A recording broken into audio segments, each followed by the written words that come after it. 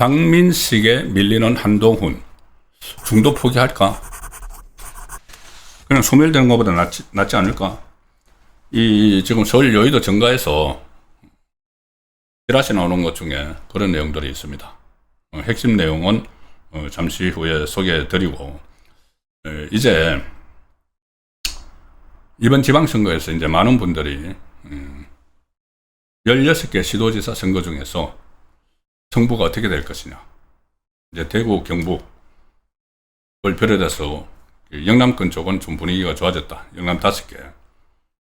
대구, 경북, 부산, 울산, 경남. 그리고 좀 잘하면은 한두 곳 정도 더 할 수도 있다. 이런 분석이 많은데, 저는 이번에 그것도 그렇지만은 국회의원 재보궐선거에 상당히 주목을 하고 있습니다.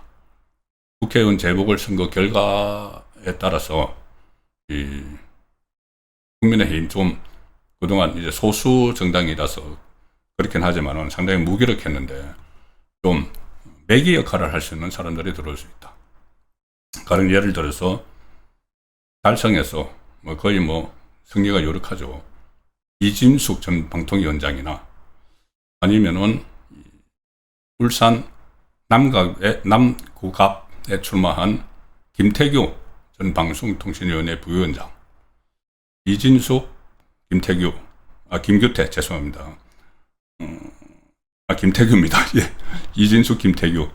이 두 사람이 그때 방통위 위원장, 부위원장으로서 많은 활약을 했죠. 다수당, 민주당에 맞서서. 그런데 이진숙 방통위원장도 그렇고, 김태규 울산 남구갑의 김태규 후보도 지금 상대 민주당 후보에 대해서 상당히 큰 차로 앞서고 있습니다. 그래서 최소 이 두 군데를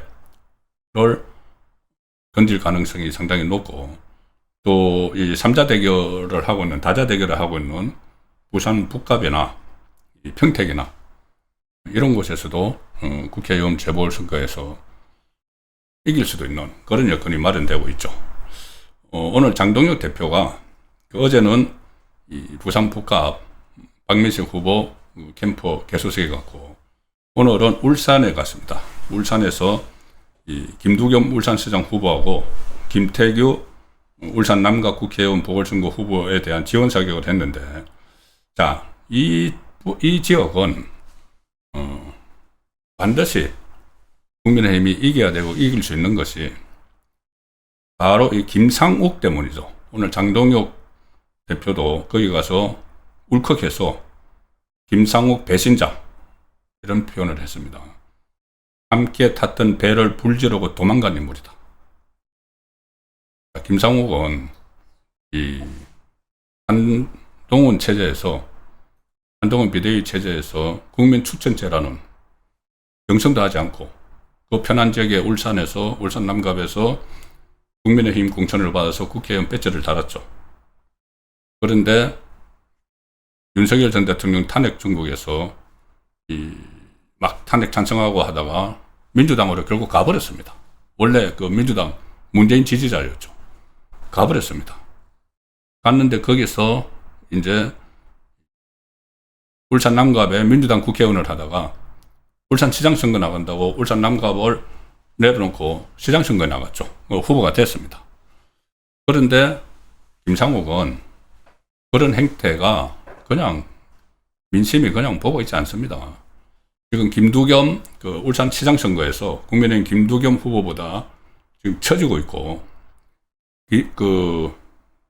김상욱이 내려놓고 온 울산 남구 갑 국회의원 보궐선거에서도 국민의힘 김태규 후보가 지금 앞서고 있습니다. 자, 그래서 김상욱은 이제 갑자기 이제 모든 것을 잃을 수도 있는 그런 상황이 됐습니다. 어쨌든 이 김상욱을 오늘 겨냥을 해서 장동혁 대표가 바람 불고 파도 친다고 함께 탄 배에 불 지르고 혼자 구명부터 타고 도망간 사람, 이렇게 표현을 합니다. 김상욱에 대해서. 정원석 원내대표는 사람이 자기 근본을 잊어서는 안 된다. 자기를 키워준 정당에 대해 침반 뱉은 그게 아니고 고춧가루 확 뿌리고 배신주의 행태, 이런 비난들이 쏟아졌습니다. 그리고 실제로 김상욱은 이제 모든 것을 이럴 위기에 처했죠. 자, 이 상황에서 한동훈 전 대표도 어쩌면 이번 부산 북구갑 선거에서 모든 것을 잃을 수가 있습니다. 특히 지금 민주당 하정우, 국민의힘 박민식 3파 구도인데 국민의힘에서는 절대 단일화 안 합니다. 장동혁 대표 입장에서 절대 단일화를 할 수가 없죠. 어떤 다른 당 후보하고 연대를 하는 것도 아니고 국민의힘에서 제명해버린 그 후보하고 단일화 하면은 이 장동혁 체제의 존립, 장동혁 체제뿐이 아니고 국민의힘의 존립 자체가 부정되는 거죠. 제명한 쪽하고 무슨 연대를 하면은. 그리고 박민식 후보 역시도 가능성은 제로다, 단일화, 이렇게 이야기하고 있고, 한동훈도 역시 단일화는 없다고 어제까지 이야기했습니다. 그런데 어제 캠프 개소식이 있었죠. 그래서 경쟁적으로 새를 모으고 했는데, 오늘 한동훈이 단일화 가능성을 열었습니다.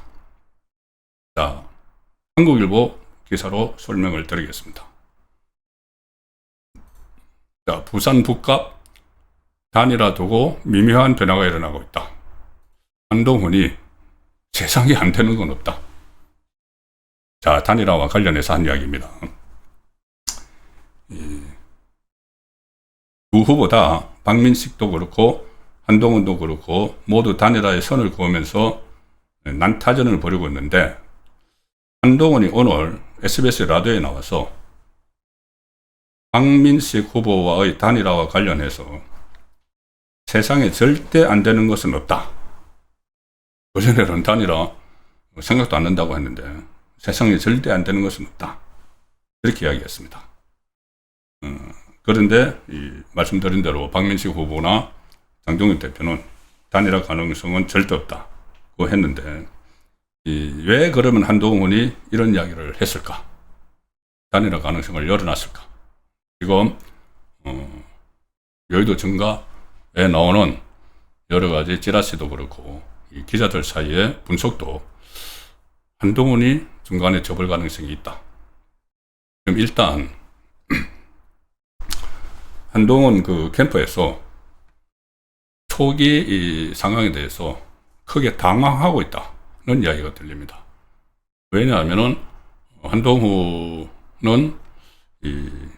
어디 출마할지를 이제 찾느라고 대구도 가서 서문시장도 다니고 여러 곳을 이제 검토를 하다가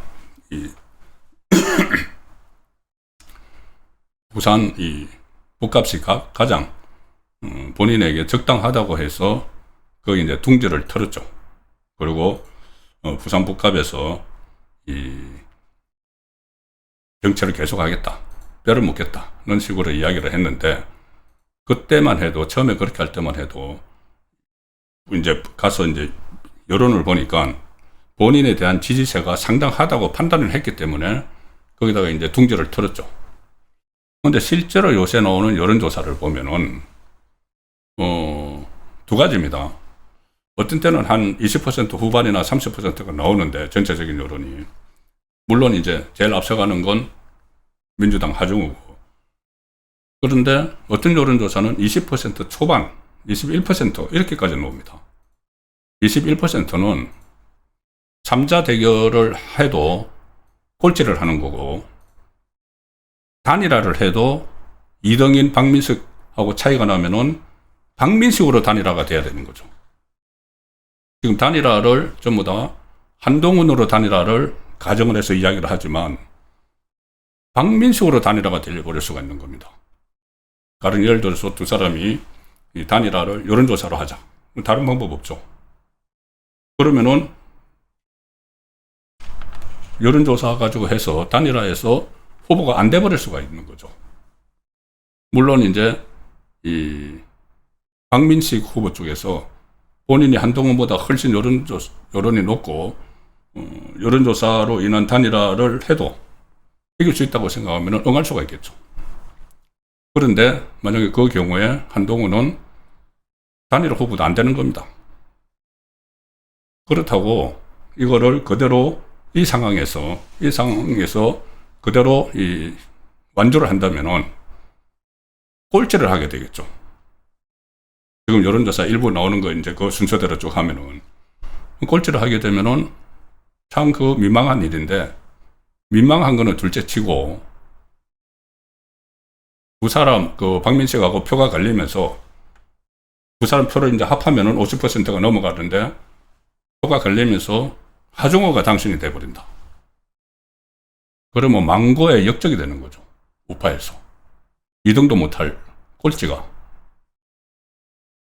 이제 결과를 먼저 미리 이제 예단해서 말씀드리면 그런 겁니다. 그런 시나리오가 가능하다는 이야기죠.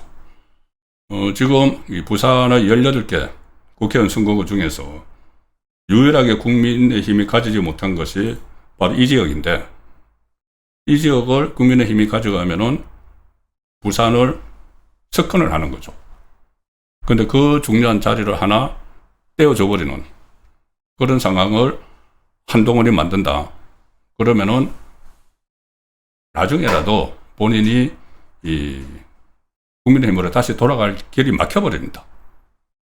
그래서 지금 나오는 이야기가 지금 당장은 아니겠지만 이 여론 추이대로 그대로 가면은 한동훈이 중간에 단합할 수도 있다.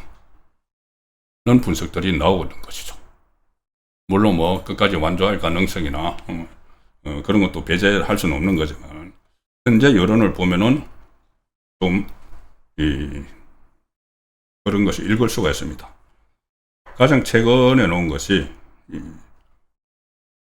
오늘 여론조사 결과가 하나 언론에서 보도가 됐다가 그것이 갑자기 지금 언론 기사에서 삭제가 돼가지고 부산 북각과 관련해서 어떤 의미인지 모르겠지만 그거는 아마 뭐 기술상의 문제인지 모르겠지만 가장 최근에 놓은 조사 보면은 JTBC하고 메타보이스 조사에서 26대 25입니다. 박민식 후보가 26, 한동훈 후보가 25, 그리고 어떤 조사에는 한동훈 후보가 21 나온 것도 있고 그렇죠. 그런데 오히려 지금 박민식 후보는 어제 개소식에서 일종의 이제 바람을 타기 시작을 했습니다. 개소식을 통해서. 그래서 여론조사가 다시 한번 나와봐야 되는데 한동훈 후보는 딱 거기 침체되어 있죠. 침체되어 있고 이것을 반등할 기회가 좀 찾기가 어려운 거죠. 뭐 새로운 어떤 뭐 비전을 낼 것도 아니고. 자, 그래서 중도 포기설이 나온다. 만약에 이것을 끝까지 갔다가는 소멸이 된다. 소멸이 되기 때문에 그것보다는 일단 한숨 고르고 나중에 이 보수의 뭐 통합을 위해서, 보수의 승리를 위해서 이런 식의 명분을 가지고 발을 뺄 수가 있다는 분석이 여의도 정가에서 나오고 있어서 말씀을 드렸습니다. 그리고 한동훈 하면 또 한 사람 같이 또 올려지는 사람이 있죠. 바로 조국입니다. 조국이 지금 평택 가가지고 여러 가지 논란이 있죠. 뭐 구도상으로도 조국에게 불리한 구도인데 거기서 저 기사를 내려주셔도 됩니다. 평택에서 뭐 평택시를 평택군으로 했다. 뭐 이런 이야기들도 있었는데 참 한동훈이 부산에서 뼈를 묻겠다고 한 거 마찬가지로 조국 씨도 평택에서 계속 정치하겠다. 정경심 씨도 가서 막 선거운동을 하고 있죠. 계속 평택에서 떨어져도 평택에서 남겠다. 이런 이야기를 했는데 조국 씨가 지난달 21일 평택시 안중읍 한 아파트로 전입신고를 마쳤다. 이렇게 밝혔는데 그때 조국이 이런 이야기를 했습니다. 선거를 위해서 잠시 머무르지 않고 평택에 뿌리 내리고 평택의 일상을 함께 살아가기 위해서 주소지를 옮겼다. 가족과 함께 전입신고를 한 것은 평택에서의 삶이 일시적이지 않다는 약속이다. 주소 다 옮겼다. 그런데 최근 온라인 커뮤니티 글에서 조국 씨가 2개월짜리 단기 월세 계약을 하고 전입신고를 한 것으로 의심된다. 2개월짜리. 그러니까는 선거에서 떨어지면 바로 도망간다는 이야기죠. 일단 그렇게 이제 의심된다는 글이 올라왔습니다. 그러니까 선거 때까지만 조국 씨가 전입신고를 한 것으로 알려진 평택 안중옥 아파트의 계약 기간이 2026년 4월부터 6월까지인 월 임차 계약건이 있더라. 이게 조국 아니냐? 6월까지만. 떨어지면 이제 가려고. 그래서 조국 당 관계자는 이렇게 해명을 합니다. 처음에는 급하게 매물을 잡아야 하는 상황이라서 2개월 계약으로 계약서를 썼던 것이다. 그런데 며칠 뒤 본계약 때는 1년으로 계약서를 증정해서 썼다고 해명했는데 뭔가 이제 석연치 않다. 처음에 왜 2개월짜리 계약을 했느냐. 그런 이야기들도 나오고 있습니다. 본인들이 어떤 그 지역에 뭐 애정이 있거나 해서 간 것은 아닌 거는 누구나 다 알고 있죠. 어떤 선거에 유리한 구도가 있다고 판단을 해서 갔지만은 과거에도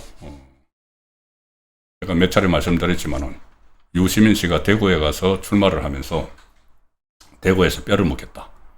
그거 했는데 떨어지니까는 바로 짐 싸고 그때 뭐 경기도지사가 출마한다고 가버리고 그런 적도 있었죠. 그런 상황이 아닌가 의심을 하는 내용도 있었습니다.